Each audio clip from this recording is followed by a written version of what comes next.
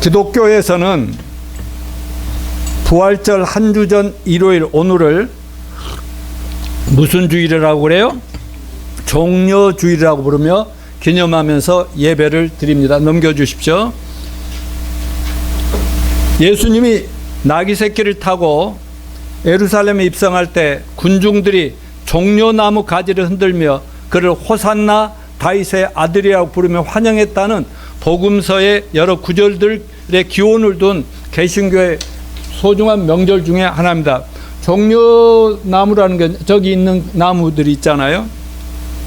그러므로 종려주일은 고난주간이 시작되는 날이기도 합니다. 그러므로 이번 주 한 주간은 인류 역사상 가장 긴 한 주간이었고 또한 세상과 인류 역사와 우리 개개인의 운명을 바꾼 한 주간이기도 했습니다.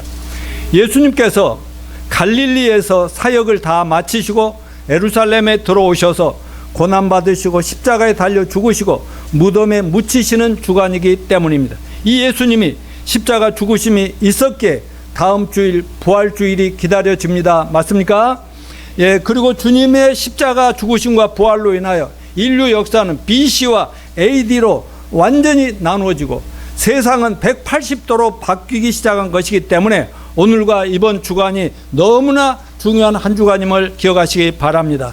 그 한 주간 중에서도 금요일에 예수님이 아무 죄도 없으시면서 흉악범으로 고소되고 체포되고 마녀 사냥 같은 재판을 받으시고 골고다 언덕을 올라가서 십자가에 처형되기까지 예수님으로서는 최악의 고통의 시간까지 한 주간을 오늘 함께 읽은 본문 말씀이 매 핵심 내용이 이런 것입니다. 예수님 탄생 700여 년 전에 기록된 오늘 본문의 구약의 예언의 말씀과 그 예언이 성취된 신약의 많은 말씀들을 통해서 과연 예수님은 어떤 분이신가? 그분이 우리 같은 죄인들을 구원하기 위해서 젊은 나이 33세에 당하신 마지막 한 주간의 고난과 마지막 십자가 처형까지, 그래서 무덤에 묻히기까지 얼마나 힘들고 괴로운 길이었을까? 그 결과로 우리가 구원받게 된 것이 얼마나 큰 은혜인지를 깨닫게 되는 귀한 시간 되시기를 축원합니다. 오늘 설교 말씀을 잘 듣고 우리 모두 다시 한번 우리가 구원의 축복을 누리기 위해서 예수님이 얼마나 큰 희생을 하신 것인가를 깊이 묵상하며 타락한 모든 인류에게 가장 절실한 구원의 복음인 십자가 복음을 널리 전파하는 교회와 예수님의 참된 제자들이 되기를 결심하고 결단하고 헌신하는 복된 시간이 되시기를 축원합니다. 자, 그러면 일주일 동안 첫날 주일날입니다. 종려주일, 예수님의 예루살렘 입성인데 한번 공부하는 마음으로 쭉 읽습니다. 시작. 그들이 예루살렘에 가까이 와서 감람산 벳박에 베다니에 이르렀을 때 예수께서 제자 중 둘을 보내시며 이르시되 너희는 맞은편 마을로 가라. 그리로 들어가면 곧 아직 아무도 타보지 않은 나귀 새끼가 매 있는 것을 보리니 풀어 끌고 오라. 만일 누가 너에게 왜 이렇게 하느냐 묻거든 주가 쓰시겠다 하라.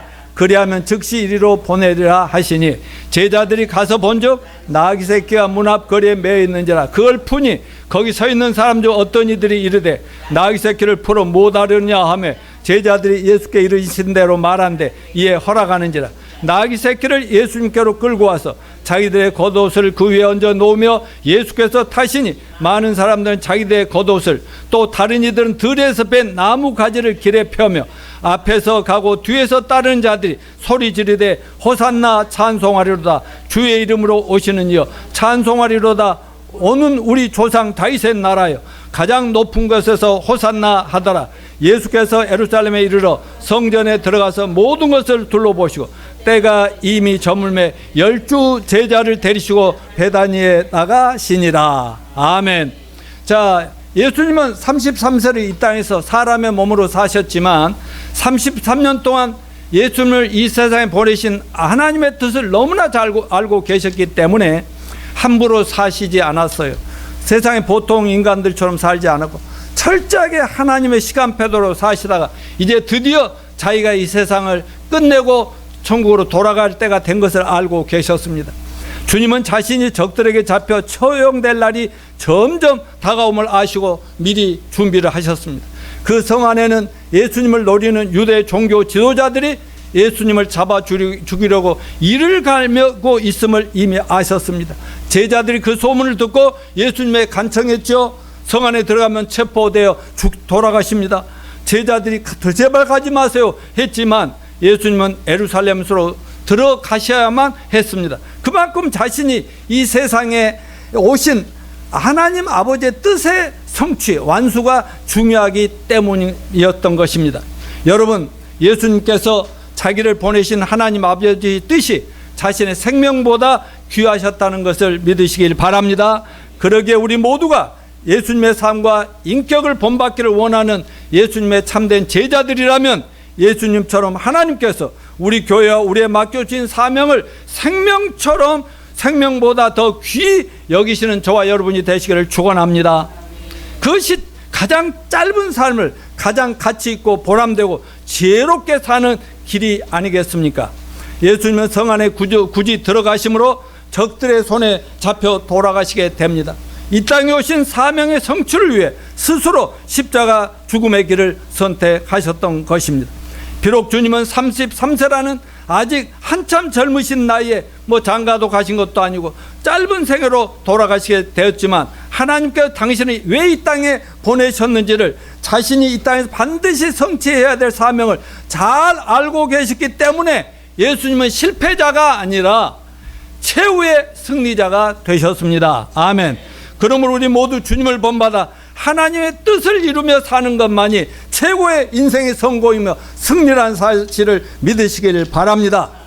예수님께서는 자신을 죽이려는 사람들이 기다리는 예루살렘 성으로 공공연히 나귀를 타시고 입성하셨으며 수많은 사람들이 이를 지켜보며 환영했습니다. 여러분, 이것은 절대 우연이 아니라 구약 성경의 예수님에 관한 예언의 성취라는 것을 알아야 됩니다. 스가랴서 9장 9절을 봅시다. 시온의 딸아 크게 기뻐할지어다. 예루살렘의 딸들아 기즐거이 부를지어다. 보라, 내 왕이 내게 임하나니 그는 공으로 오시며 구원을 베풀며 겸손하여서 나귀를 타나니 나귀의 작은 것 곧 나귀 새끼니라. 수많은 이스라엘의 왕들도 있었지만 세계적인 제국의 왕들도 있었지만 여기 한 왕을 예루살렘 사람 제발 찬양하라 환영하라 그러면서 뭐라 했어요? 그분은 나귀 새끼를 타고 들어오실 것이다. 그런데 누구 얘기입니까? 예수님 얘기입니다. 여러분, 이스라엘 왕이요 인류의 메시아이신 예수님이 성경에 기록된 예언대로 예루살렘에 입성하실 때 나귀를 타고 입성하셨다. 말하자면 말과 부대 경호군들이 이렇게 모시는 그런 모습이 아니라 그것도 나귀 새끼를 타고 오셨다 이렇게 얘기하고 있어요. 이건 매우 초라한 모습을 의미합니다. 나귀 타고 입성하신 예수님은 겸손하신 주님의 모습을 우리에게 보여주고 계십니다. 여러분, 천지 만물의 창조자이시오 온 세상의 주인이시고 왕중왕이요 구원자가 되시는 하나님께서 하찮은 나귀를 타고 입성하시면 그분의 겸손함을 보여주신 것을 기억합시다. 완전히 자기를 낮추시고 이 땅에 우리들과 똑같이 제일 낮은 자리로 오셔야만 우리를 높일 수 있다는 것을 아셨기 때문인 것입니다. 주님은 마태복음 11장 28절에서 다 같이요 수고하고 무거운 짐진 자들아 다 내게로 오라. 나는 온유하고 겸손하니 내게 와서 내게 배우라. 그리하면 내 마음이 안식을 얻으리라. 아멘. 예수님을 믿고 따르는 제자는 우리도 예수님을 본받아 주님의 뜻이 말씀대로 이루어지도록 하나님의 뜻이 하나님이 성경에 예언된 말씀대로 이루어지도록 겸손하게 주님의 사명의 성취를 위해서 헌신합시다. 우리가 겸손할 때만 주님의 뜻과 사명을 성취할 수가 있는 것입니다. 자, 월요일로 넘어갑니다. 성전을 정결케 하셨다. 자, 마가복음 11장 15절 19절 이 복음서 마태복음 요한복음 누가복음이 다 있지만 마가복음을 중심으로 봤습니다. 자, 읽습니다. 시작. 그들이 예루살렘에 들어가니라. 예수께서 성전에 들어가사 예수 안에서 매매하는 자들을 내쫓으시며 돈 바꾸는 자들의 상과 비둘기 파는 자들의 의자를 둘러 엎으시며 아무나 물건을 가지고 성전 안으로 지나 타님을 허락하지 아니하시고 이에 가르쳐 이르시되 기록된 바 내 집은 만민이 기도하는 집이라 칭함을 받으리라 하지 아니하였느냐. 너희는 강도의 소굴을 만들었도다 하시매 대제사장들과 서기관들이 듣고 예수를 어떻게 죽일까 하고 꾀하니 이는 무리가 다 그의 교훈을 놀랍게 여김으로 그를 두려워함일나이다. 그리고 날이 저울매 그들이 성 밖으로 나가더라. 아멘. 자, 예수님의 예루살렘에 입성하자 맨 처음 한 일은 성전 안에 들어가 성전을 정결케 하는 일과 성전의 본질이 어떠함을 말씀하신 것입니다. 여러분, 성전이 뭐예요? 예루살렘 성전이 뭐예요? 다 아시다시피 하나님이 그 자리에 임재하시기 때문에 하나님 백성 주님 앞에 모여 예배를 드리고 헌신하는 자리고 기도하는 자리 아닙니까? 예수님이 성전에 들어와 보니까 매우 웅장하고 아름답게 장식된 거룩한 성전이야. 화려해. 그런데 그 안을 들어가 보니 인간의 위선과 탐욕과 가증스러움, 이기주의 등의 죄악이 가득 차 있음을 예수님이 직접 봅니다. 그 성전의 주인이 누구예요? 예수님 아닙니까? 하늘에서 영광 받으신 그분이 와서 보니 그 모양입니다. 그래서 매우 분노하신 예수님께서 이처럼 더럽혀진 성전을 깨끗게 하기 위해서 채찍을 드셔야 했습니다. 당시 성전 안에는 명절 때 희생의 제물로 쓸 짐승과 향유, 그 밖에 필요한 물품을 그 안에서 매매할 수 있고, 성전 안에서만 또 사용하는 유대 화폐를 교환해 주고, 왜냐하면 그 안에 들어가서 쓰는 화폐를 교환해야 그 안에서 물건 사고 파니까요. 했습니다.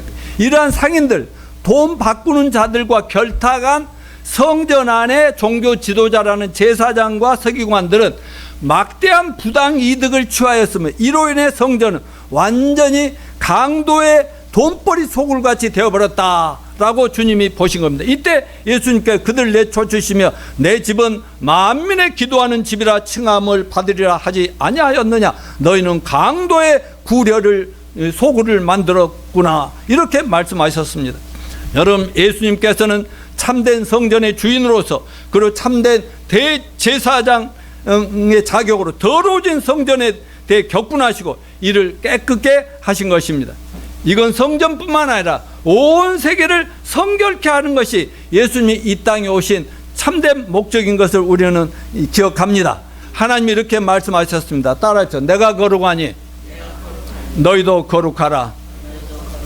예, 그런데 이 세상이 너무 더러우니까 예수님이 정결케 하라고 하다가 안 되면 나중에 깨끗이 불로 청소해 버리시겠다는 거 아닙니까? 이러한 예수님의 행위에서 우리는 예수님이 비록 인간의 몸이지만 본능적으로는 못 말리는 당신이단 말이에요. 만약 성전에 와서 보니까 그렇게 웬만한 모든 죄나 잘못을 다 감싸 주시는 주님이, 소위 하나님의 거룩을 나타내야 한 성전이 너무 다 돈, 권력 이런 걸로 타락해 버린 거 볼 때 그냥 본능적으로 이놈들이 이렇게 가만두지 않겠다, 이렇게 되신 거 아니겠습니까? 우리 크리스찬들은 우리 크리스찬들의 거룩함은 거듭날 때 거룩함을 얻었습니다. 이미 거룩한 신분이 되었습니다. 그렇지만 우리의 거룩성은 세상과 성별될 때, 뭔가 세상 사람들과 다르게 살려고 노력할 때 우리의 거룩성은 유지되리라고 믿습니다. 성도들의 공동체인 교회가 세상과는 다른 가치관, 다른 기준, 다른 모습으로 살 때 세상을 깨끗게 변화시킬 수 있는 정화 기능을 제대로 발휘할 수 있다고 저는 믿습니다. 여러분, 요즘 날마다 TV, 언론, 인터넷 거기에 들려오는 뉴스들 하나하나가 우리 모두를 경악시키는 일들이 너무너무 많습니다. 사회 지도층으로부터 어린아이, 청소년 할 것 없이 모두가 총체적으로 타락의 극치를 달리고 있지 않습니까? 특별히 지금 몇 주 전부터 전두환 전 대통령의 손자 귀국과 체포와 고백이 충격적이면서 신선함을 던지는 이유가 뭘까요? 광주 시민들도 그 아이를 막 감싸고 정말 눈물 나려고 해서 어쩔 수가 없이 그들 용서하고 도와주고 싶어서 어쩔 줄 모르지 않습니까?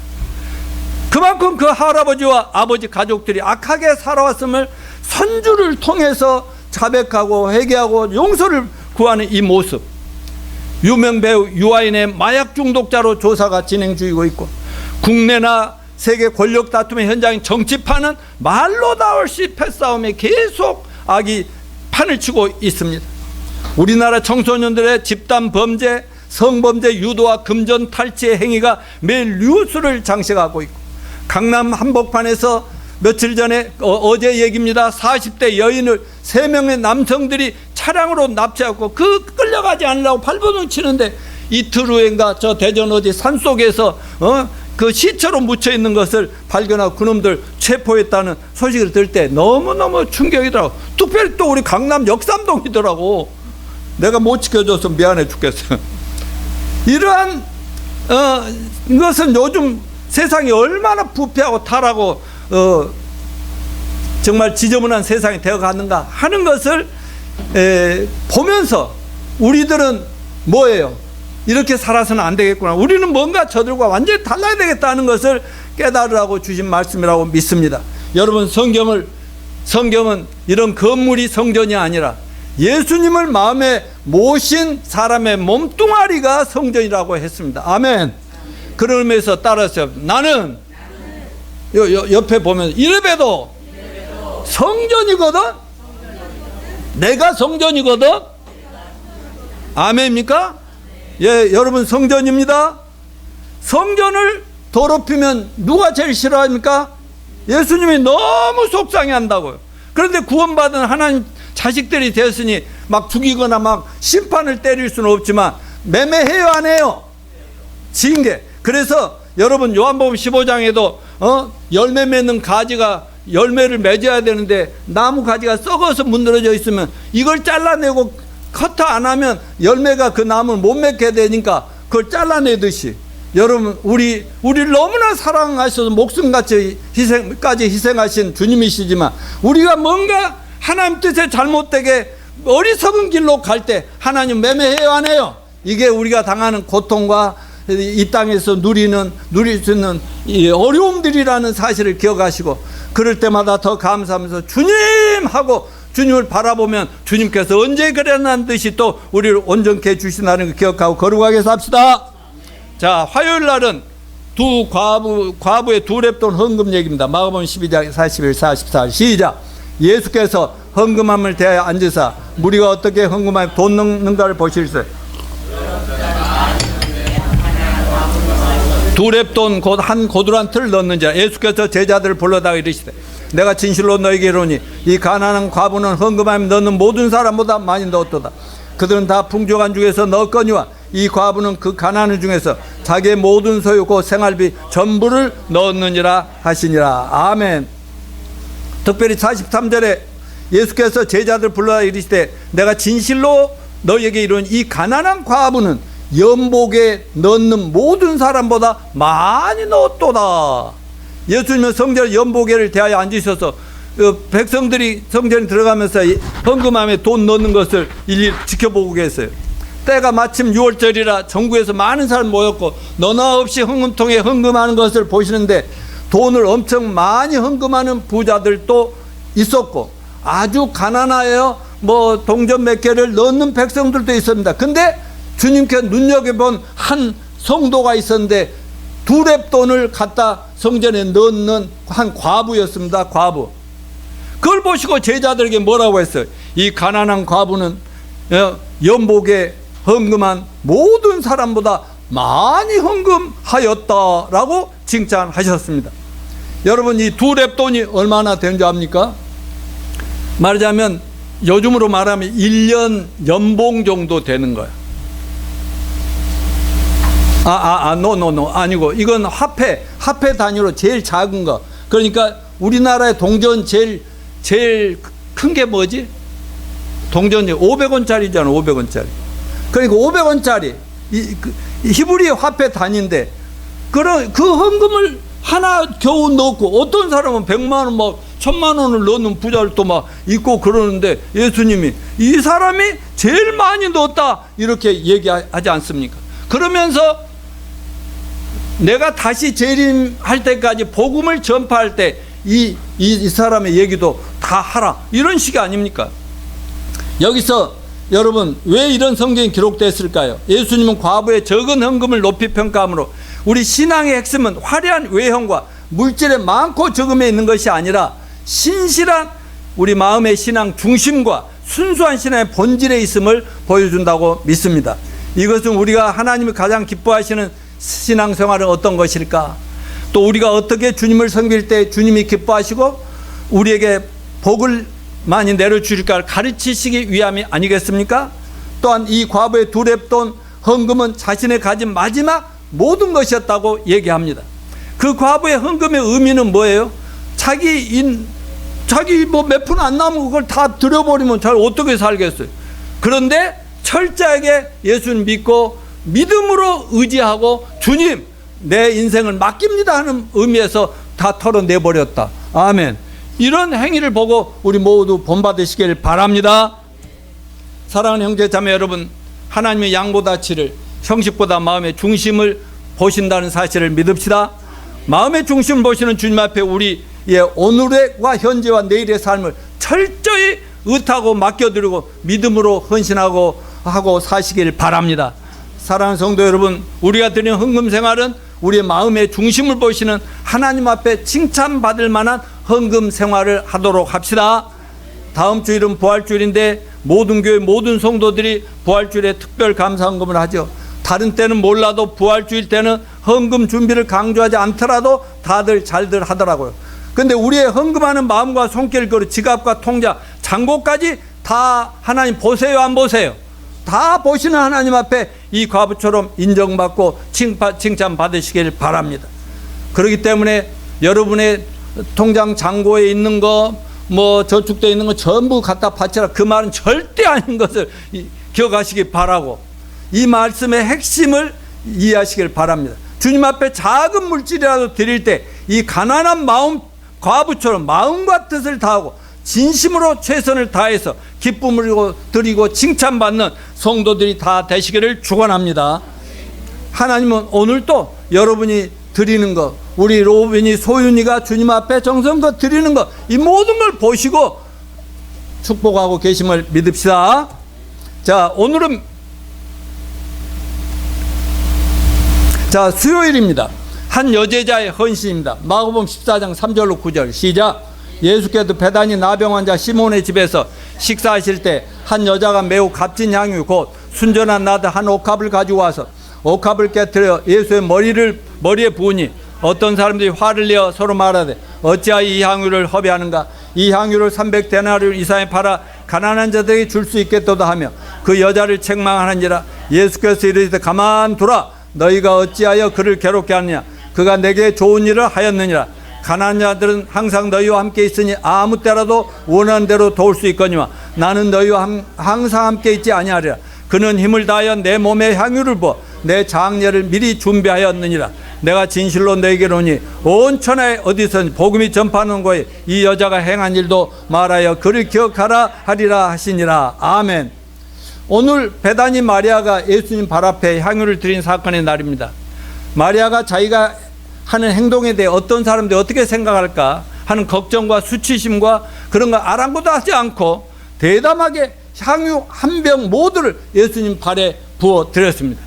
아까 제가 잠깐 얘기할 뻔했는데 향유 한 병은 300데나리온의 값어치가 있는 것으로 바로 노동자 1년의 그 연봉과 같은 정도의 수준이고, 그 마리아로 말하면 자기 시집 갈 때 쓸 미천으로 준비한 돈, 그만한 큰 돈이라는 것을 기억하십시다.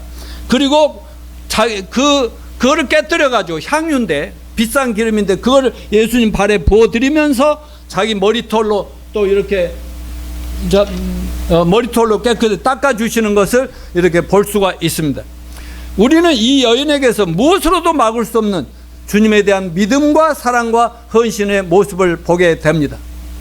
여러분, 이 마리아는 마르다와 마리아 거기에 그 마리아입니다.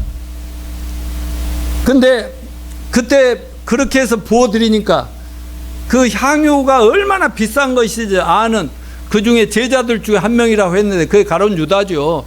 가룟 유다가 뭐라 했죠? 너 너무 낭비하는 거냐? 너무 비현실적이다. 너무 무모하다. 어떻게 그런 걸 한꺼번에 금방 없어져 버리 그렇게 발에다 쏟아버릴 수가 있느냐? 제자들의 불평과 비난 속에서도 예수님께 향한 마리아의 사랑은 한계를 정할 수 없었습니다.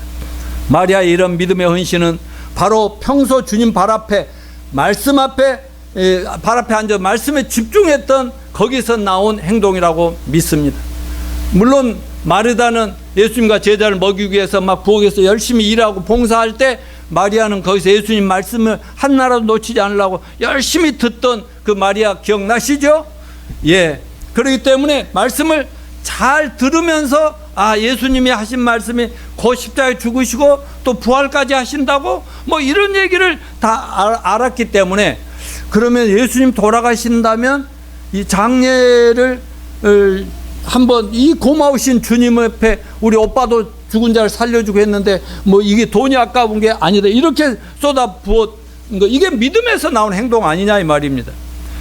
마리아의 이런 놀라운 헌신은 바로 마리아의 말씀 중심의 신앙의 결과라고 하는 사실을 기억합시다.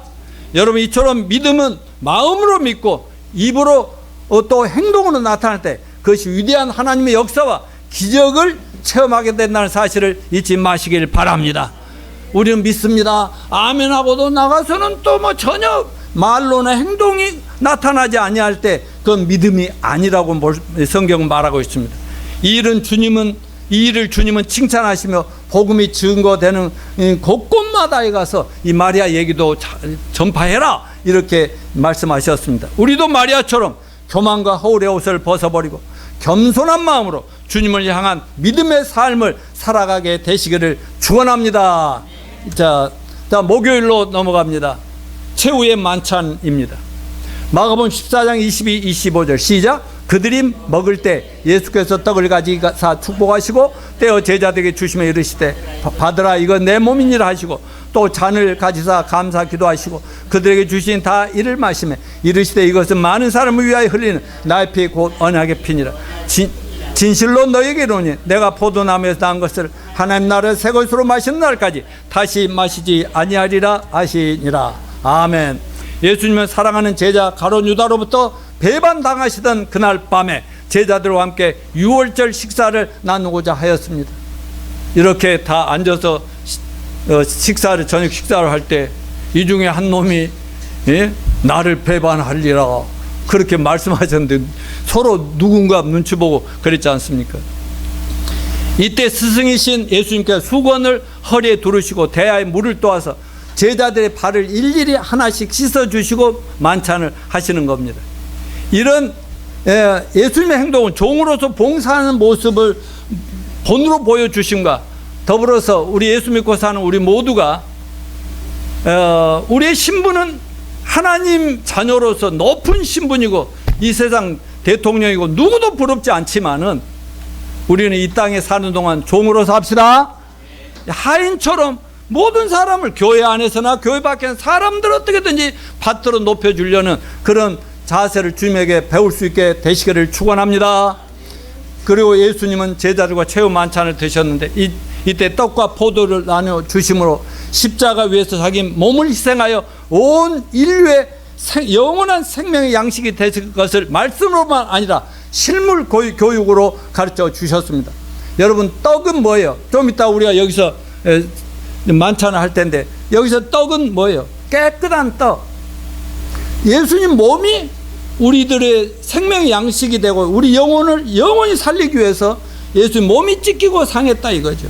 그러니까 좀 이따 이 떡을 뜯어 잡수시는 거예요. 오늘은 이 떡에는 이것저것 안 넣고 그냥 하얀 떡으로만 맞춰왔습니다. 여러분, 피는 뭐예요? 포도주는 뭘 상징해요? 바로 예수님께서 저와 여러분의 모든 죄를 뒤집어서 깨끗하게 청산하시고 하나도 남지 않다는, 그래서 그것을 의미하는 한 방울도 남지 않고 깨끗이 다 쏟으시고 돌아가신 것을 기념하는 것입니다. 그러므로 우리 이제 좀 이따 만찬식 할 때 만찬식 하는 이유가 뭐냐? 뭐 캐톨릭에서는 그렇게 흔히 생각하죠. 막 성만찬이라 해가지고 신부가 기도하면은 그 떡이 뭐 거룩한 떡이 되고 피가 뭐 포도주가 거룩한데 그거 먹고 마시면 자기가 거룩해진다고 생각하는데 그 맞아요 안 맞아요? 박 집사 그거 맞아 안 맞아? 성경에 맞아요? 틀리죠. 왜 세게 말 안 해? 잠에 들으라고 세게 해야지. 틀립니다. 왜냐하면 우리는 그런 식으로 자꾸 형식을 영적 교리화하면 안 된다는 거죠. 여러분, 예수님 뭐라고 했어요? 이 떡과 포도주를 나누면서 만찬을 하되 기념하는데 내가 너희를 살리기 위해서 내 몸이 찢기고 내 피를 흘린 것을 내가 다시 재림할 때까지 기념하라 그랬잖아요. 말하자면 이것을 떡을 떼고 포도주를 마실 때마다 예수님이 나를 위해서 몸이 찢기시고 피를 다 쏟으셨다는 것을 기억하고 제발 주님께로 똑바로 서 주시길 바란다는 의미를 기억하시길 바랍니다. 근데 여러분, 예수님이 십자가에 못 박히시고 고난당하면 예수님은 천지를 창조하신 하나님이시고 대단한 분이신가 안 아프시겠죠? 예? 딱 기적적으로 나는 아프지 않을 거야 하고 맘만 잡수시면 절대 안 아파요? 아니요. 성육신이라는 것은 우리와 똑같은 죄인의 몸으로 오셨지 않습니까? 그러니까 예수님이 얼마나 이제 고난이 순간이 오는 것을 할 때 얼마나 괴로우셨으면 제자들 데리고 산소로 올라가서 나를 위해서 제발 기도 좀 해라 했더니 예수님은 죽으라고 기도하고 하나님 내가 감당할 힘을 달라고 하는데 내려오면 제자들 뭐하고 있어? 다 자고 있었지 않습니까? 걔 제발 또 일어나서 기도 좀 하라. 맨날 그럴 때마다 잠만 쿨쿨 자는 이들이 예수님의 그 고통을 이해할 수가 없었던 것입니다. 예수님은 오늘 또 교회에 지친 우리들 모두가 예수님의 몸과 피를 먹고 마시며 우리 같은 죄인들을 구원하시기 위해 주님이 얼마나 힘들고 아프시고 깊이 묵상하시면서 주님의 고난에 어떤 희생이라도 동참하면서 전진하는 저와 여러분이 되시기를 축원합니다. 자, 금요일날 드디어 십자가에 달리시고 오며 이번 주 금요일날 마가복음 같이 읽습니다. 시작. 빌라도가 우리에게 만족을 주고자 하여 바라바를 놓아주고 예수진 채찍질하고 십자가에 못 박히게 넘겨주니라. 군인들이 예수를 끌고 브라이도리온이라는 뜰 안으로 들어가서 온 군대를 모으고 예수께서 자색옷을 입히고 가시관을 엮어 씌우고 격려하여 이르되 유대인 왕이여 평안할지어다 하고 갈대로 그의 머리를 치며 침을 뱉으며 꿇어 절하다. 희롱을 다한 후 자색옷을 벗기고 도로 그의 옷을 입히고 십자가에 못 박으려고 끌고 나가니라. 마침 알렉산더와 루포의 아버지인 구레네 사람 시몬이 시골로부터 와서 지나가는데 그들이 그를 억지로 같이 가게 하여 예수의 십자가를 지우고 예수를 끌고 골고다라 하는 곳 번역하며 해골이라는 곳에 이르러 몰약을 탄 포도주를 주었으나 예수께서 받지 아니하시니라. 십자가에 못 박고 그 옷을 나눌세 누가 어느 것을 가질까 하여 제비를 뽑더라. 때가 제3시가 되어 십자가에 못 박으니라. 그 위에 있는 제패 유대인의 왕이라 썼고 강도 둘을 예수와 함께 십자가에 못 박으니 하나는 그의 우편에 하나는 좌편에 있더라. 나가는 자들은 자기 머리를 흔들며 예수를 모욕하여 이르되 아하 성전을 헐고 사흘 만에 짓는 다른 자여 내가 너를 구원하여 십자가 내려오라 하고 그와 같이 대제사장도 서기관들과 함께 희롱하며 서로 말하되 그가 남은 구원하였을 때 자기는 구원할 수도 없구나. 이스라엘 왕 그리스도가 지금 십자가에 내려와 우리가 보고 믿게 할지어다 하며 함께 십자가에 못 박힌 자들도 예수를 욕하더라. 제6시가 되매 온 땅에 어둠이 임하여 제9시까지 계속되더니 제9시에 예수께서 크게 소리 지르시되 엘리 엘리 라마 사막다니 하시니 이를 번역하면 나의 하나님 나의 하나님 어찌하여 나를 버리셨나이까 하는 뜻이라. 곁에 섰던 자 중에 어떤 이들이 듣고 이르되 보라 엘리야를 부른다고 한 사람이 달려가서 해면에 신포도주를 적셔 갈대에 꿰어 마시게 하시고 이르되 가만두라 엘리야가 와서 그를 내려주나 보자 하더라. 예수께서 큰 소리를 지르시고 숨지시니라. 아멘.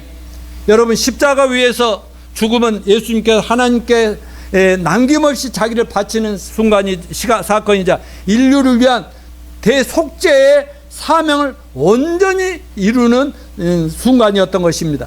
이 십자가 죽으심은 드디어 구약의 수많은 타락한 인류의 죄악을 대속하기 위해서 고난당하시고 마지막에 십자가 돌아가신 것에 대한 수많은 예언의 성취라는 사실을 기억하시기 바랍니다. 오늘 아까 본문 봉독 때 읽었지만 다시 한번 읽어봅시다. 예수님 탄생 700여 년쯤 전에 지금부터 2700년 전에 예수님이 세상에 오시도 않았을 때 예언인데 얼마나 리얼하게 예언되어 있나 봅시다. 시작. 그는 실로 우리의 질고를 지고 우리의 슬픔을 당하였거늘 우리는 생각하기를 그는 징벌을 받아 하나님께 맞으며 고난을 당하나 하였더라. 그가 찔리면 우리의 허물 때문이요 그가 삼은 우리의 죄악 때문이라. 그가 징계를 받음으로 우리는 평화를 누리고 그가 채찍에 맞으면 우리는 나음을 받았도다. 우리는 다 양 같아서 그를 행하여 각기 제길로 갔거늘 여호와께서는 우리 무리의 죄악을 그에게 담당시키셨다. 그가 곤욕을 당하여 괴로울 때에도 그의 입을 열지 아니하였으며 마치 도수혈정으로 끌려가는 어린 양과 털 깎는 자 앞에 잠잠한 양같이 그의 입을 열지 아니하였도다. 그는 곤욕과 신문을 당하여 끌려갔으나 그 세대 중 누가 상기하기를 그가 살아있는 자들의 땅에서 끊어지면 마땅히 형벌 받은 내 백성의 허물 때문이라 하였으리요. 그는 강포를 행하지 아니하였고 그의 입에 거짓이 없었으나 그 무덤이 악인들과 함께 있었으며 그가 죽은 후에 부자들과 함께 있었도다. 여호와께서 그에게 상함을 받게 하시기를 원하사 징고를 당하게 하셨은즉. 아멘. 여러분, 이 예언 그대로 모욕을 당하고 온갖 욕설을 당하고 돌아가신 거 믿어지시죠? 사도 바울도 고린도전서 15장 1, 2절에서 뭐 했어요? 내가 전하는 복음을 믿으면 너희가 구원받을 텐데, 내가 전하는 복음의 핵심 뭐냐? 예수께서 성경대로 십자가에서 돌아가시고 우리 죄를 위해서 죽으시고, 성경대로. 이 성경만 믿으시기 바랍니다. 자, 십자가 상에서 예수님이 돌아가실 때 그 짧은 시간이지만, 짧은 시간도 아니죠. 긴 시간이지만 서너 3시간 이상을 고통을 당하시면서 그때 하신 7마디 언어가 있었습니다. 첫째, 아버지여 저희를 사하여 주옵소서. 자기 하는 것을 알지 못합니다. 예수님에게 침뱉고 채찍질하고 뜨시고 옷을 벗기고 온갖 모독하는 그들을 품으시면서 저들이 자기들이 무슨 짓을 하는지를 알지 못합니다. 내가 누군지도 모릅니다. 불쌍히 여겨도 용서해달라고 품는 이런 예수님의 넓은 마음을 우리도 품읍시다. 자, 누가복음 이 두 번째 읽읍시다. 시작. 내가 진실로 내게 이르노니 오늘 내가 나와 함께 낙원에 있으리라. 오늘 마가복음에는 나와 있지 않지만은 다른 복음서에 보면은 예수님이 십자가인데 양 옆에 그 흉악한 진짜 강도 둘이 있었잖아요. 근데 예수님이 그렇게 제자리에 돌아가실 때 하나님 앞에 기도하시는 거 보고 강도 한 명이 회개했죠. 주님, 나는 진짜 못된 놈이지만 주님이 왜 당하셔야 합니까? 하면서 주님 오늘 천국에 가실 때 나도 그곳에 도달할 수 있도록 나 좀 데려가 줘. 그랬더니 한 놈은 야 임마 같이 죽는 처지에 뭘 그렇게 빌어. 막 그래 예수님 모욕했죠. 그때 예수님 뭐라 했어요? 그 한 강도에게 그래 오늘 너는 나와 함께 낙원에 있으리라 라고 얘기했어요. 누구니 회개하고 예수님을 믿으면 즉시 용서받고 구원받아야 안 받아요? 구원받지 않습니까? 그 복음 우리가 예수 믿고 구원받는 거 어려워요, 쉬워요? 너무 쉽잖아요. 예수님은 그렇게 어려웠지만, 그런데 너무나 요즘 복음을 어렵게 전하고 교회를 그냥 열심히 아무리 노력해도 구원이 안 오는 이런 것들이 큰 문제가 되는 거 아니겠습니까? 이 좋은 신뢰가 바로 십자가에서 같이 죽어가는 입장에서 그 평생 강도짓만 하던 그도 주여 나를 데리고 천국 데려가 주소서 이렇게 말씀하니까 당장에 오늘 너는 낙원에 있으라. 그날 그 강도가 죽어서 천국 갔을까요? 못 갔을까요? 갔죠. 예수님이 웬 거짓말을 하시겠습니까? 자, 세 번째는 요한복음 19장 26, 27절에 간단하게 시작. 여자여 보소서 아들이니이다. 보라 내 어머니라. 이건 뭡니까? 예수님이 십자가에 돌아갈 때 자기 어머니가 울고 있는 거예요. 자기를 낳아주셨고 자기를 길러주신 어머니가 울고 계셨지 않습니까? 그걸 보면서 자기 제자들에게 어머니 잘 모시라고. 그러면 어머니라고 얘기하잖아요. 여러분, 아무리 우리가 예수 믿고 또 하나님 중심으로 산다고 할지라도 가족관계 중요합니다. 부모 중요합니다. 또 부모 자녀 간의 관계, 형제자매 간의 관계가 너무 중요하다는 것을 본보여 주신 이 얘기입니다. 자, 네 번째 마태복음 27장 46절 시작. 엘리 라마 사막다니. 뭐요? 나의 하나님 어찌하여 나를 버리셨나이까. 여러분, 우리의 구원과 영생을 위해서 우리의 죄를 뒤집어진 예수님이 하나님으로부터 받아야 할 그 심판과 저주와 버림받은 아픔을 체험하시면서 우리가 앞으로 죄 때문에 받을 평생에 또 사후에 죽은 후에까지 당할 고통과 절규를 주님이 하나님 어찌하여 나를 버리십니까? 예, 아무리 하나님 아들이고 예수님이라도 우리의 모든 죄를 뒤집어 쓰신 그 더러운 그 죄를 뒤집어 쓰는 그 아들을 보실 때 이건 가만 둘 수가 없어서 결국은 죽게 하셨다 하는 것을 기억하시고, 우리 모두 예수님의 절규하심이 우리 모두의 절규가 되기를 기도합니다. 요한복음 5장 24절 시작. 믿는 자는 생을 얻었고 심판에 이르지 아니하나니 사망의 생명으로 옮겨왔느니라. 갈라디아 3장 13절 시작. 그리스도께서 우리를 위하여 저주를 받음마 되라. 율법의 조에서 우리를 속량하셨으니 기록된 바 나무에 달린 자마다 저주 아래 있는 자라 하였습니다. 예수님께서 저 십자가에 매달 때 저와 여러분 그런 온 인류의 죄악을 뒤집었을 뿐 아니라 죄로 인한 모든 저주까지 다 담당하셨으니 우리는 자유와 해방된 것을 감사합시다. 그리고 다섯 번째는 십자가에서 뭐라고 그랬어? 내가 목마르다. 그래서 그러니까 목마르다고 이 예수님을 죽이는 이 로마 병정도 이 못된 놈들이 거기다 막 술을 갖다 부어 넣으려고 거절하시지 않습니까? 목마르실 이유가 없으신 분이 우리 구원을 위해서 간절히 갈증을 겪었다는 얘기입니다. 우리도 우리 주변의 영혼들의 구원을 위해서 갈증이 이렇게 되시길 있기를 축원합니다. 그리고 여섯 번째 예수님께서 뭐라고 그랬어? 다 이루었다. 따라서 테텔레스타이. 무슨 말이에요? 다 갚았다.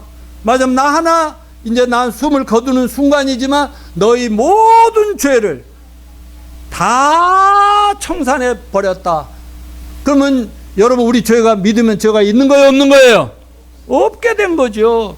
이런 놀라운 승리의 외치심을 기억하시고 마지막에 뭐라고 얘기했어요? 아버지여 내 영혼을 아버지 손에 부탁하나이다 하면서 고개를 떨고 숨이 나가면 그 순간에 육체는 십자가 위에 있고 나중에 무덤에 묻히지만 나중에 예수님의 영혼은 천국을 다녀오시죠. 그리고 지옥도 가서 보여주고 다 이렇게 오신다는 사실을 기억합시다. 자, 마지막 토요일에 무덤 속에 계신 예수님 읽어봅시다. 시작. 이날은 준비일 곧 안식일 전날이므로 저물었을 때 아리마대 사람 요셉이 와서 당돌이 빌라도에 들어가 예수의 시체를 달라니 이 사람은 존경받는 공회원이요 하나님의 나라를 기다리는 자라. 빌라도는 예수께서 벌써 죽었을까 하고 이상히 백부장을 불러 죽은 지가 오래냐 하고 묻고 백부장에게 알아본 후에 요셉에게 시체를 내주니라. 요셉의 세마포를 사서 예수를 내려다가 그것으로 싸서 바위 속에 판 무덤에 넣어두고 돌을 굴려 무덤 문에 놓으매 막달라 마리아와 요셉의 어머니 이 마리아가 예수 둔 곳을 보더라. 아멘. 여러분 여기에 누가 인물이 나오냐면 사내들의 공회원인 아리마대 요셉이 나와요. 유대인들로부터 존경을 받는 사람입니다. 지금껏 자기 신분을 노출시키지 않고 멀리서 마음속으로 그 니고데모처럼 멀리서 흠모하고 참 그분을 연구하고 있었어요. 저분이 도대체 진짜 구약에 예언된 메시아가 맞을까 하고 있었는데, 그런데 예수님 죽음을 보면서 구약에 자기가 아는 성경이 성취된 것과 십자가에 달리신 그분의 그 모습에서 메시아구나, 구원자구나, 호산나구나, 저분만이 구원자가 되고 이걸 알면서 자기의 높은 지위, 명예, 치명적인 손실이 당할 수도 있죠. 왜? 자기가 나타나서 예수님 시체를 달라고 등장하면 그 당시에 예수를 가까이 하면 전부 죽일 수 있고 체포되는데 그걸 각오하고 그 시체를 내가 주시오 내 무덤에 모시겠소 이렇게 나갔다는 사실, 이런 행동 참 대단한 분입니다. 그래가지고 그 시체를 무덤에 묻어줘요. 여러분 우리도 예수님을 참으로 믿는 자들이 맞다면 주님 때문에 어떤 어려움과 핍박과 손해를 당할지라도 아리마대 요셉처럼 용기 있게 주님을 구주와 하나님으로 구원자로 우리 고백합시다. 그리고 사람들에게 당신에게도 필요한 분이라는 사실을 알립시다. 어느 누구도 그가 다시 살아내라고 생각지 못했어요. 예수님은 분명히 내가 살아난다고 얘기했는데도 제자들은 예수님이 십자가 돌아에 다 도망가 버리고 말았습니다. 그런데 마태복음 20장 17절 20절 읽어봅시다. 시작. 예수께서 예루살렘에 올라가려 하실 때 12 제자를 따로 데리시고 길에서 이르시되 보라 우리가 예루살렘에 올라가노니 인자가 내 제사장들과 서기관들에게 넘겨주매 그들이 죽이기로 결의하고 이방인들에 넘겨주고 그를 조롱하며 채찍질하며 십자가에 못 박히게 할 것이나 제3일에 살아나랴. 이건 살아생전에 예수님 제자들이 하신 말씀입니다. 그렇게 말씀했는데도 네 자리 지키고 있어, 기다리고 있어, 3일간만 참아 그랬는데 다 도망가버리고 말았지 않습니까? 여러분 죽음 없이는 부활도 없는 것입니다.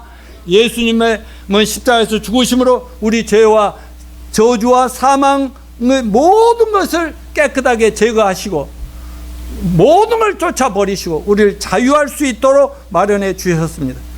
그러지만 구약 예언대로 예수님은 반드시 살아나게 되리라고 우리는 믿습니다. 이미 우리는 알고 있습니다. 다음 주일이 부활주일이고 4월 한 달 동안 부활에 대한 우리의 소망을 키울 수 있게 되기를 바랍니다. 자, 오늘 말씀 들은 대로 부활의 날 3일 전 예수님은 어린 양으로서 한 주간 동안 말로 다 할 수 없는 고통을 당하시고 십자가에 매달려 피 흘리고 돌아가셨습니다. 이 한 주간 주님이 당하신 고난과 고통은 모두가 우리를 사랑하셔서 우리 죄를 대신에 속죄해 주시기 위한 것임을 절대로 잊지 말고 마음에 새깁시다. 로마서 5장 8절 시작. 우리가 아직 죄 냈을 때 우리 그리스도께서 우리를 위하여 죽으심으로 우리에 대한 자기의 사랑을 확증하셨느니라. 아멘. 그러니까 여러분, 이 사실을 깨달은 것 하나만으로도 우리는 세상에서 가장 축복받은 인생들임을 믿읍시다. 아니요, 살아가면 살아갈수록 이것보다 더 큰 축복이 없다는 사실을 느끼시는 게 진짜 크리스찬들이라고 저는 믿습니다. 다만 이 예수님의 십자가의 고통과 고난을 여러분 기억하면서 묵상하면서, 자, 따라서 하십시오. 마이 스토리 그리고 지저스 스토리, 이것을 이웃 사람들과 시도 때도 없이 나눕시다. 마이 스토리가 뭐예요? 예수님이 나를 그렇게 사랑하셨구나. 그런데 나는 모르고 교회만 다녔고 열심히 믿는다고 애를 썼어도 구원도 못 받았는데, 어느 목사님 어느 교회 잘 만났더니 내가 이렇게 죄사함 받고 구원받고 하나님의 자녀라 높은 신분이 되었으니 얼마나 놀라운가. 이 마이 스토리를 자랑스럽게 사람들과 나누시는 저와 여러분이 되시기를 축원합니다. 그리고 거기서 끝나지 마시고 뭐라고 했어요? 예수님은 바로 당신을 사랑하셔서 십자가에서 못 박혀 죽었고 삶을 부활하신 것, 이건 역사적인 사실이다. 이건 꾸며낸 얘기거리가 아니다. 가짜 뉴스가 아니다. 이건 정말 역사적으로 있을 수 없는 사실이다. 세상에 어떤 종교에 누가 우리를 위해서 대신 죽었다고 하더냐? 그리고 죽은 지 사흘 만에 무덤에서 부활했다는 사람이 어디 있느냐? 예수님만이 너의 구원자가 되시고 너의 길이고 생명임을 믿고 나랑 같이 천국 가서 영원히 삽시다라고 늘 이번 한 주간 앞으로 내내 자랑하시는 저와 여러분이 되시기를 축원합니다.